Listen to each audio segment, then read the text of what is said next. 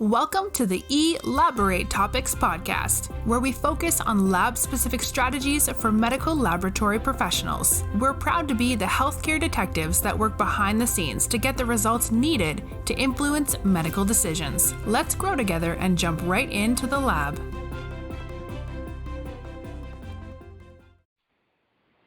Welcome back to another episode of Elaborate Topics.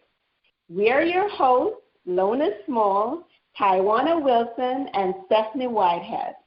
We're so excited about this opportunity to talk to you about all things medical lab. For those of you tuning in for the first time, Elaborate Topics is a weekly podcast where myself and my co-hosts will bring to you topics relating to lab and leadership and help you to excel inside and outside of the lab. I'm so excited about today's show. We're going to talk about regulatory inspection, a very important topic that we take real seriously in the lab. Stephanie, could you just tell us a little bit, describe what the inspection process and who performs the inspection? Yes, I can. Hi.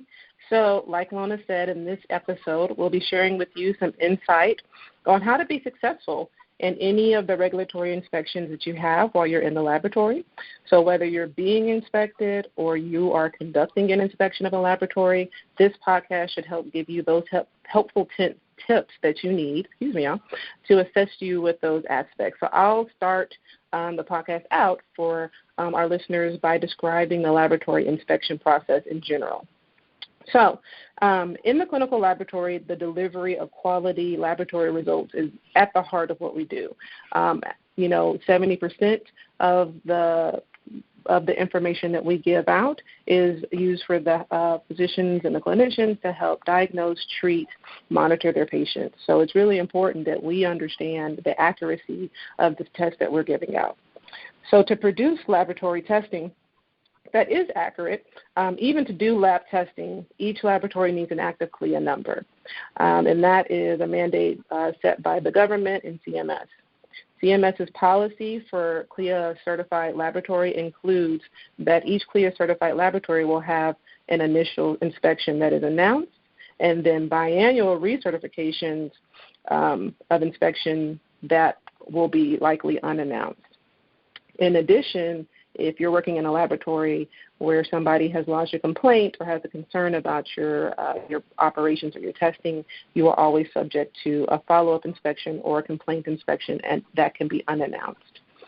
The inspection process itself is designed to thoroughly examine every discipline within your laboratory, and in essence, to measure your laboratory's compliance with the expectations set forth by state, local, and federal regulations.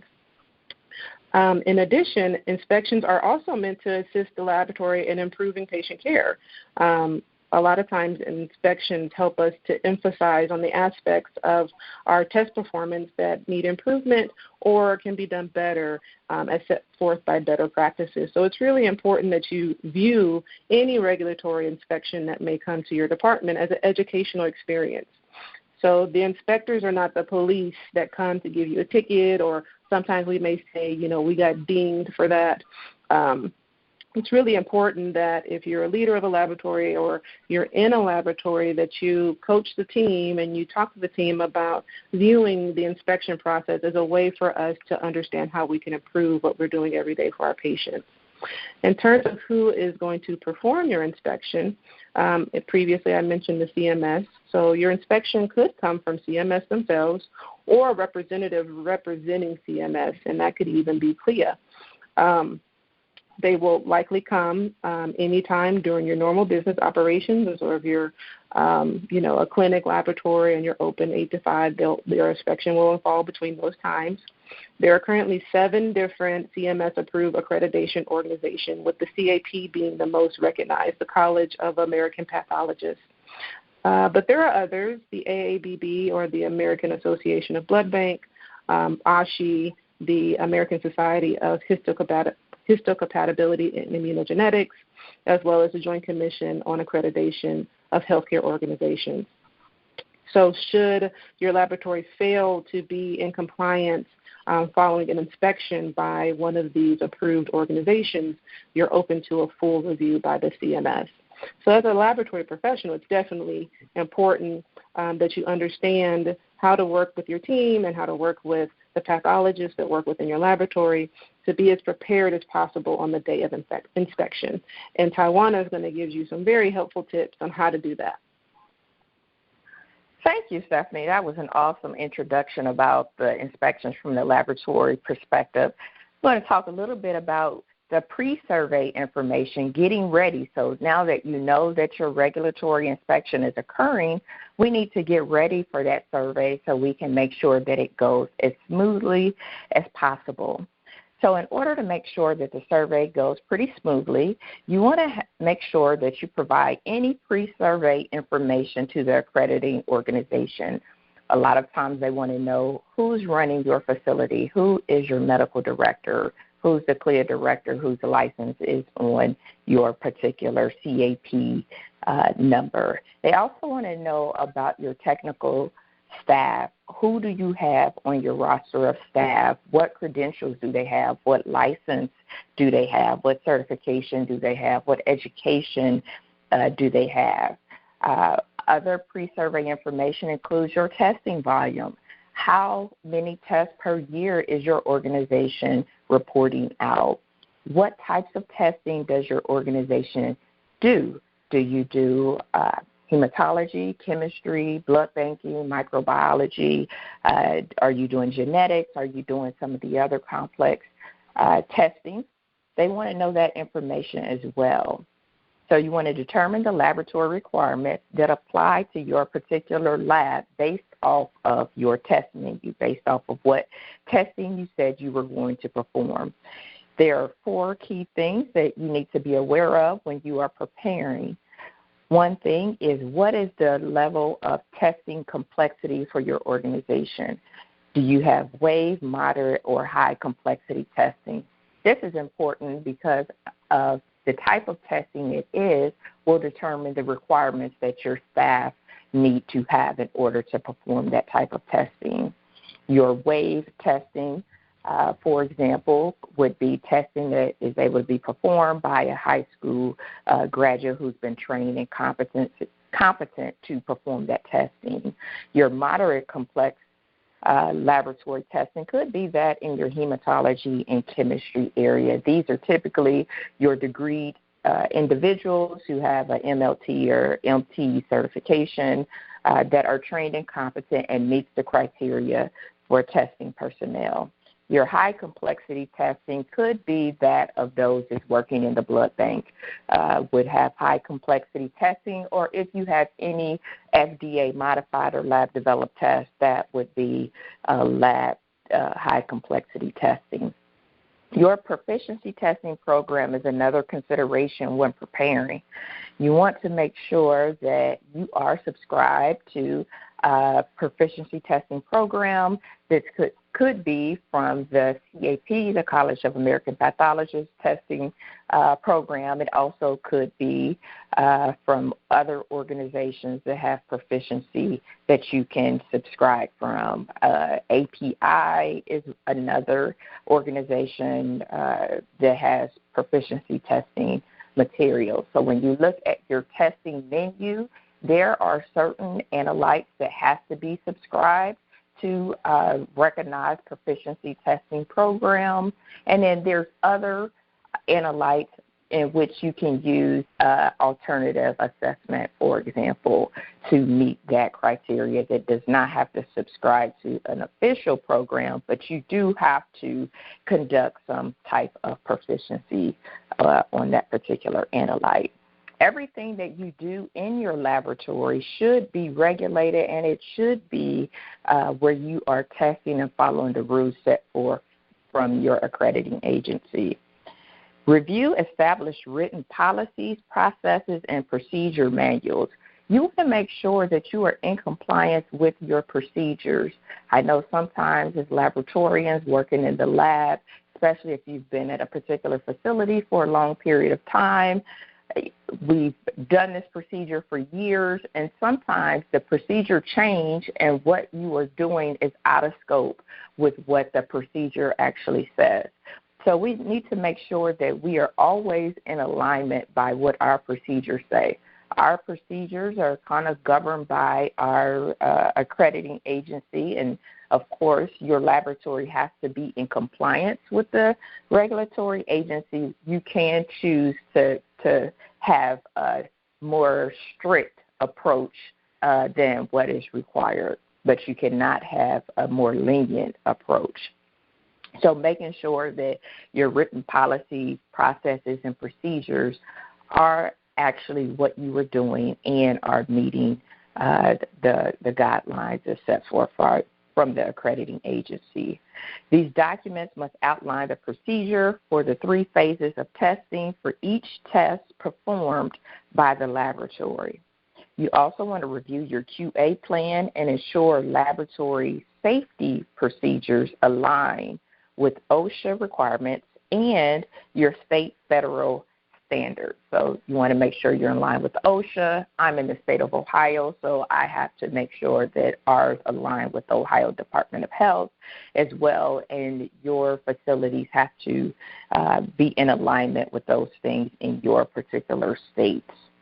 You want to review competency assessment documents. Every staff member who is reporting out results need to be trained and competent. So they need to undergo competency assessment. New staff members should have a 6-month competency and then an annual one and annually thereafter. And if you have been in that laboratory already, annually thereafter for competency assessment. So we want to make sure that our team that's reporting our results are trained and competent in the work that they are doing.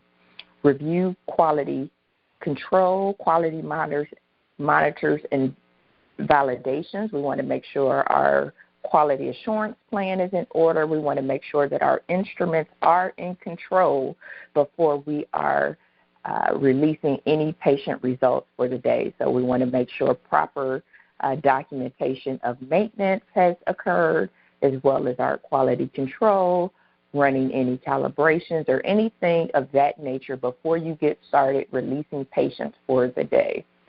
Also being aware that when you have issues that occur with your instrumentation, that proper documentation is key. One of the key things is if it's not documented, then it has not happened. We have to be able to tell the story. And we want to review any non-conformance or corrective action plans.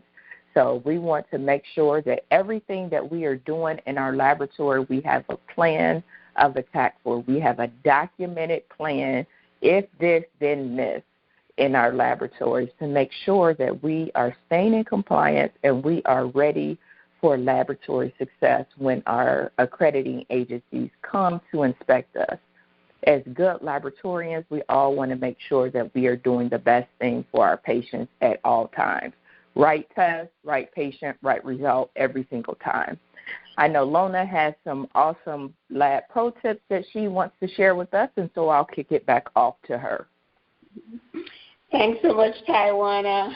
Tywauna talk about how we can actually prepare for the inspection, but, as Stephanie said, there could be an unannounced inspection, and that could be somebody could just complain about something. All your staff have the right to call into your regulatory agent if they see something that they're uncomfortable about, something that could be a patient safety issue, they can report it. And so it's so important to be always ready for any inspection. You could probably have an inspection that you had a lot of recurring safety issues, and they decide that they, even though you put things in place, they may want to come in earlier to see how things are going. If this is something that you're actually practicing on a regular basis outside of your inspection time. So it's so important to be always ready. And a lot of the things that Tywauna mentioned earlier in terms of prepping for an inspection when you know inspection is coming, that's something that you should be doing on a regular basis to make this part of your culture, that inspection-ready culture. And in order to make this happen, it's going to be important to involve as many people as possible, not only the person that's in the QA office or the director or manager, but to make sure that all staff, they're involved in the inspection readiness. What that does, it makes people aware of what's important. It makes them aware of the why and why are we doing this. So some of the things that we could do to prepare is make sure that everybody knows where different files are being kept. Because if there's an unannounced inspection and the main either supervisor or manager is not around, it's important for other people to know where different files are kept. So make sure there are common places for files, whether it's electronic files or physical files, but make sure people know where files are kept. Another thing that's important to be prepared is to actually do your own self-inspection. Well, self-inspection is a requirement by the regulatory bodies that you do a self-inspection in between the time, like Stephanie said, inspection is usually done every 2 years. So in between that 2-year period, you do your own self-inspection. So you're basically inspecting the lab the way an inspector would normally do that. But not only you're doing your self-inspection every other year in between the regular inspection, but it's also important to do regular audits. So for our organization, we do tracers. So it's a teaching institution, and we have fellows and residents coming through. So we use that as part of their requirement to do at least 2 or 3 audits. So we could select an assay, and they'll do a tracer from the time that actual test was ordered to the time it's reported. So they get to look at the whole process to make sure that the test was ordered properly, if there was any problem with collection, who collected it, was there training and competency for that person who did the collection, was the quality of the specimen correct, was it received properly in the lab, and the people who received it in the lab, was it tracked, was there training and competency, and throughout the whole process, to make sure that everybody that touched that specimen was trained, there was competency done on that person, and for that test there was proper validation, proper paperwork, all the instrument that it went through, there was proper instrument maintenance. So that's something that you're doing on a regular basis to make sure there's no gap in your system, so you're always ready. There are other things that can be done to involve staff to know how to answer questions. We do something that makes it more fun for staff, that we do like a scavenger hunt. Of course, every staff should know where their safety plan is. They should know where their SDS is, should be easily accessible. There are things that staff should know that an inspector could access that. So what we do, we make it fun. Give them a certain procedure. Where would you find this? Of course, we have an electronic file for procedure. Would you be able to find in which standard operation procedure would you be able to find this? If you were spilled with sodium hydroxide, what would you do? So they have to go through and actually do these things, pull the screenshot to make sure they know where to find things and how they would answer in an inspection. So, it's so important. Then, there's different audits that could be done on competency files. So you go through to make sure that the competencies are done, they're signed off properly, the documentation is clear, and in case an inspector could ask for anyone's competencies there. Things like validation records and instrument installation. We're making sure we're doing like regular audits and regular walkthrough. One thing that could be part of what you do on a regular basis is just looking at reagent expiration and labeling, making sure their secondary labels are done properly. You could do that on a weekly basis where you do weekly audits or spot checks. We do like 3 or 4 spot checks per week and check refrigerator and make sure people, when there's feedback, people tend to be more responsive. So if this is done on a regular basis, this involves everyone, and then there's more responsive and more awareness of making sure that the lab coats are always on properly, because that's part of the audit. People are using splash guards and different safety things. So it's so important to be inspection ready, so that whenever there's an inspection, there's not a lot of running around trying to get documents. And there are different softwares out there that you probably could check out. Media Lab is one of them, and there are others that will actually give you alerts to make sure that you're doing all the different things that you should be doing to be ready for an inspection. So Stephanie, maybe you could talk a little bit about becoming an inspector, because for self-inspection that we do, we encourage our staff to do training to be an inspector. So they basically have an idea what an inspector would be looking for, some of the questions they would ask. So they get the training, and we inspect our own labs. And so Stephanie could give some tips on how to be an inspector. Thank you, Lona. And you're right. It's so important. All of the information that we've given you, we know that it's a lot. And so, maybe take some time, listen to this podcast a couple of different times, take some notes. But it's very important that you work together as a team. You pull together a group of people, all of your senior techs or technical supervisors, all of your quality team and your pathologist together, so you guys can work together to develop a plan to ensure that you're successful on the day of inspection.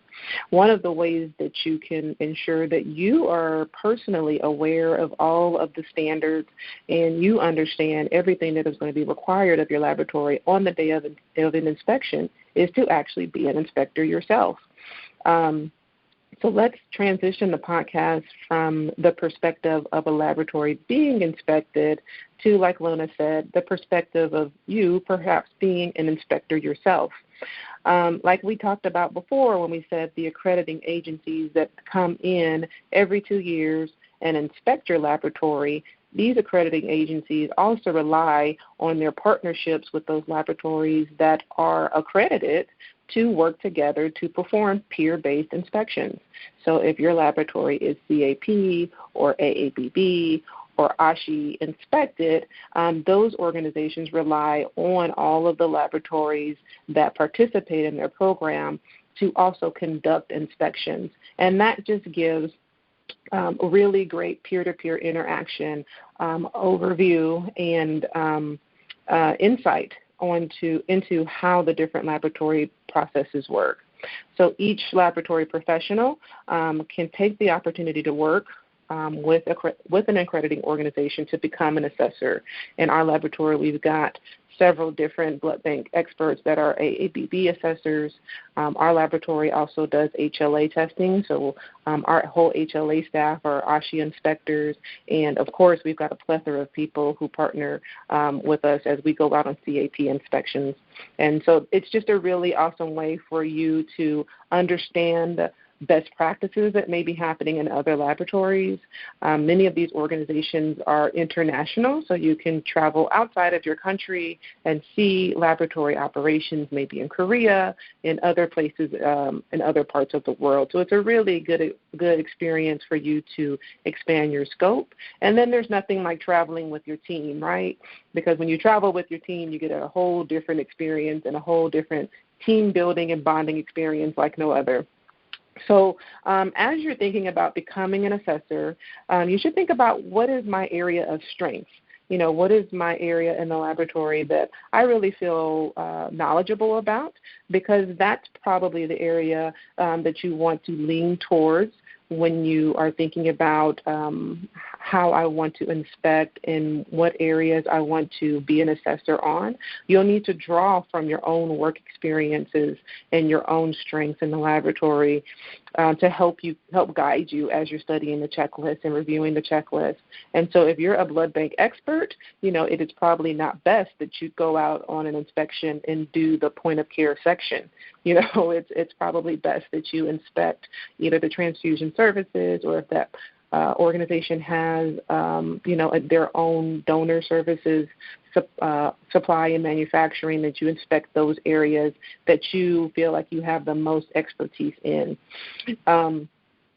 Also, if you're a little bit shy, or you're, like Lona said, you're just not sure about doing an inspection, participating in your laboratory's own self-inspection or any mock inspections or self-audits that you're performing within your own laboratory is a really good way to get practice on how to go through the checklist and then how to identify those things within the laboratory before you go out on a real inspection. Going out on inspection is a huge responsibility and requires a lot of time management and organization, because many times as an assessor, you've got 1 to 2 days to complete your inspection. And if you're going out in a large laboratory or a laboratory that has several outlying ambulatory clinic labs, then you'll really need to organize your time to make sure that you can get through the entirety of the checklist that you're actually inspecting. Many assessors use the acronym ROAD, R-O-A-D, to organize themselves in an inspection. And so that acronym stands for, the R stands for read. So the inspector will review a sampling of laboratory documents. So when they come in, they may say, hey, give me, 10 employee competency files, give me your procedures, give me any forms that you're currently using. So they'll spend some time reading. The O stands for observe. So as an assessor, after you've gone over some procedures, you may take some time to examine the laboratory activity and compare it to what you read in the documented procedures and policies. And then you're going to be looking for any observations that you see as a deviation between what you read and what you're actually observing. You're going to ask.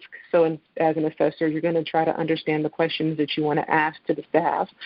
Most of the questions will be open-ended and probing questions that help you kind of collaborate whatever you saw in the R and the O, the read and the observe. And so your questions, kind of like Tywauna was mentioning in her talk about how your procedures need to match what you're actually doing on the bench. If you read a procedure that says that the scope of testing for a certain analyte is X, Y, and Z, but then you observe the technology is doing something totally different, you may ask questions to help kind of corroborate what you previously read and what you previously observed. And then finally, the D stands for discover and drill down. So the most common process to do this would be a tracer. So you would pick a process in the laboratory, like maybe the transfusion of blood, and you would follow that process from beginning to end, trying to understand the pre-analytical, the analytical, and the post-analytical processes in that entire tracer or in that entire process. So I may look at from the time the person gets their typing screen, so it is a process to understanding if they need an ABO recheck, to understanding how you issue that blood, how does the nurse do a positive patient identification or two nurse identification before they transfuse that blood. And I'm going to trace that process from beginning to end and look for any areas of improvement that I can make suggestions for in that way.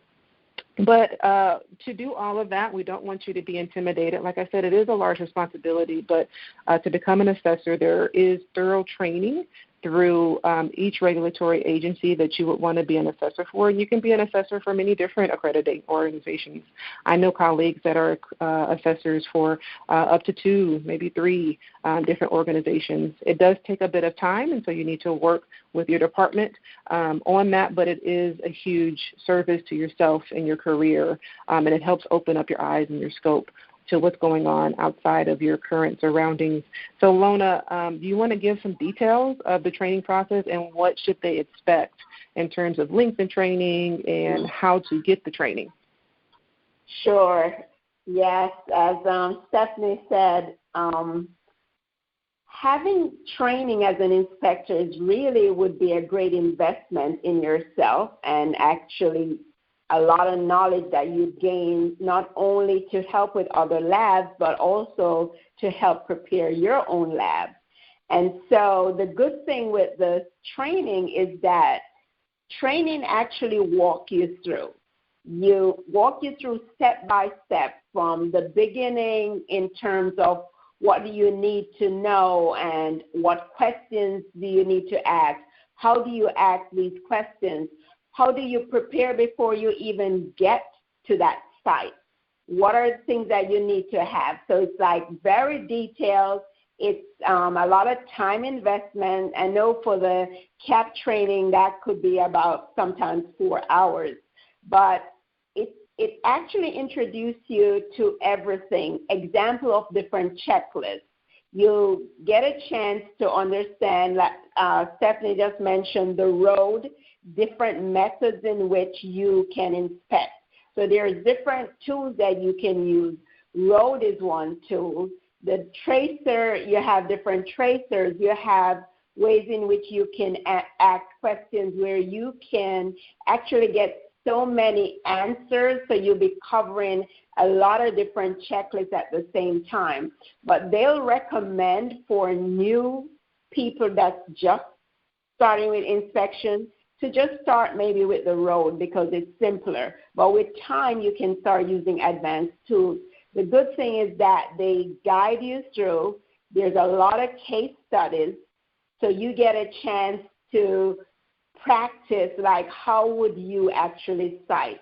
What is really a deficiency and what's a recommendation? What's the actual difference between that?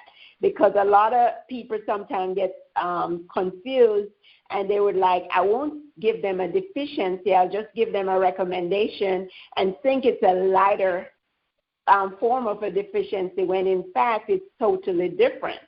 Because like with a deficiency, it's actually saying you're not compliant, you're not going according to the requirements. Is either your policy and your procedure and practice is not matching, or sometimes there's a deficiency where you may be doing something, but it's not documented as a proof, so there's no documentation. So a deficiency is basically saying you're not compliant, whereas with a recommendation, you could be compliant, but you could be doing something that's not efficient. So it's okay for an inspector to recommend a more efficient process to do things. That doesn't mean that you are not compliant. It makes it easier when they recommend that maybe this would be an easier way to do things. So when you're doing the training, it helps you to decide when you give a deficiency, when can you give a recommendation. It helps you with time management, as Stephanie says, because you go in, there's just so much to read. You could sit there going through procedures, and before you know it, the time is up and you didn't get a chance to walk around to ask questions. So with the training, it helps you to help you with time management and the whole process. So if you're interested in being an inspector, I would recommend that you speak to your manager or supervisor and look into doing the training. Maybe we could put some links to some of the training where you could go to get training later on in this process if you're interested in doing the training. But I would recommend that to, even if you're not ready to go out there, I would recommend it to anyone because that would be really helpful for you and it would be helpful for your lab. Okay, so maybe we could just talk about different opportunities for inspecting or benefits that we could have in inspecting the lab. Tywauna, you think you could talk about that, some of the benefits? Sure, Lona. I definitely can talk about some of the benefits. First, being inspection ready is everybody's responsibility.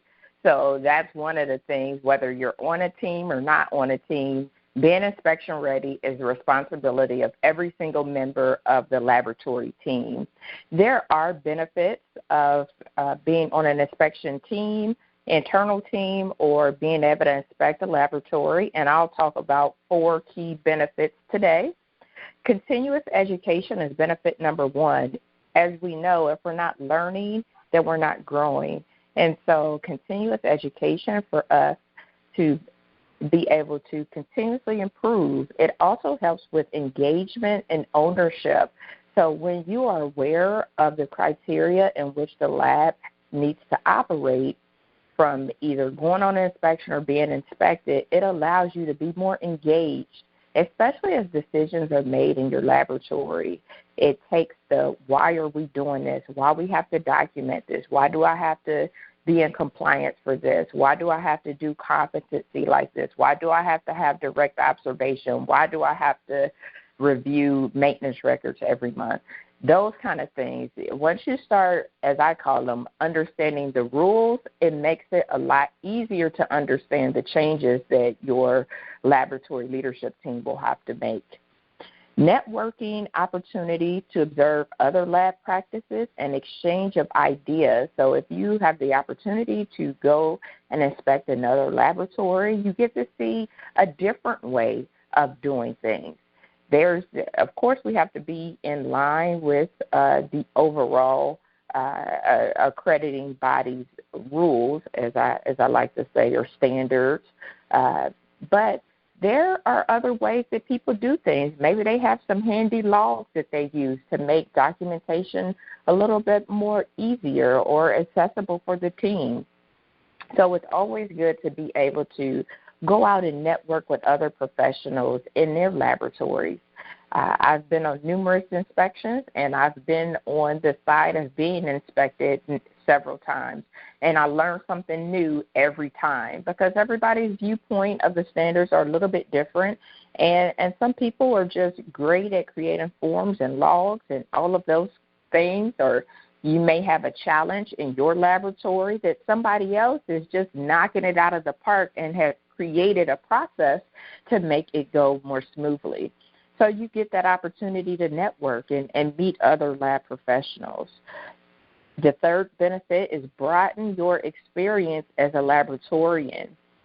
As we know, sometimes if you're not on additional projects and maybe on the bench, this is an opportunity for you to learn more about the inspection process. It also gives you additional skills that you can add to your leadership toolbox in case if you're one day wanting to move into quality assurance and compliance.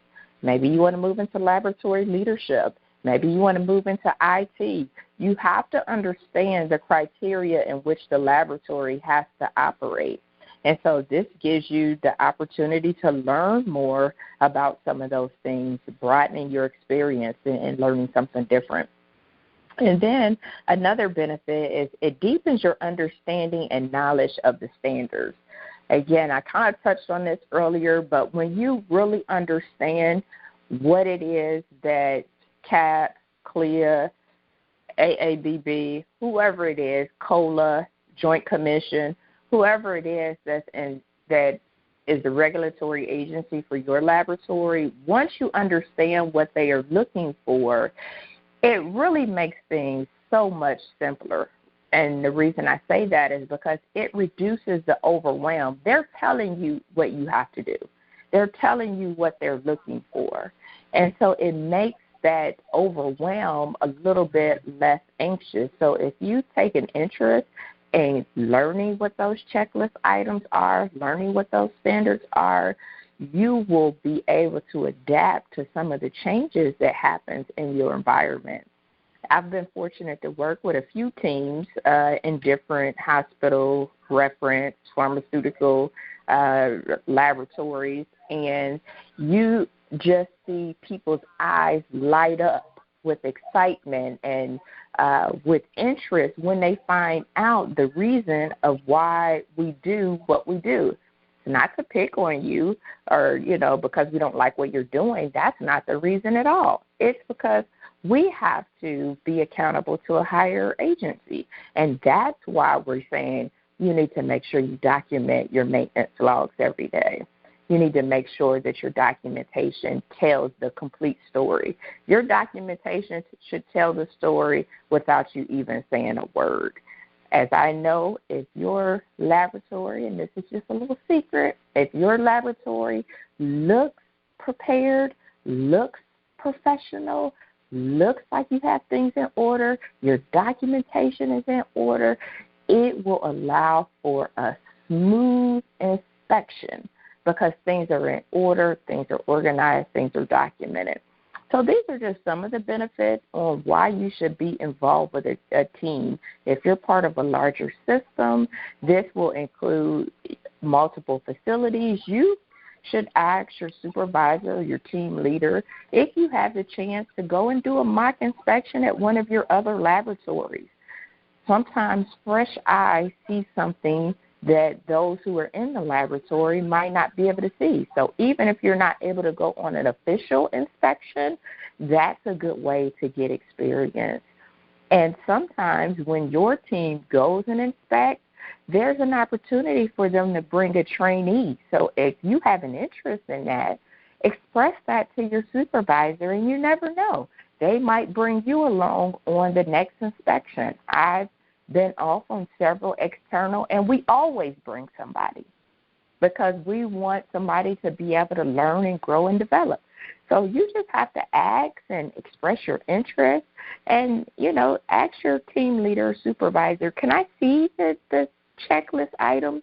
I just want to take a look. I want to be knowledgeable and informed. So those are some of the ways that you can, or even asking to go on an external inspection.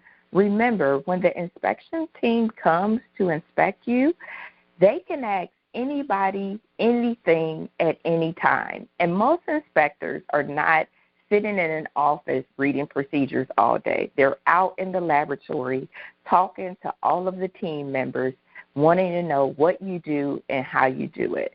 So those are just some benefits of why this is important. And that's all I have for it. Ladies?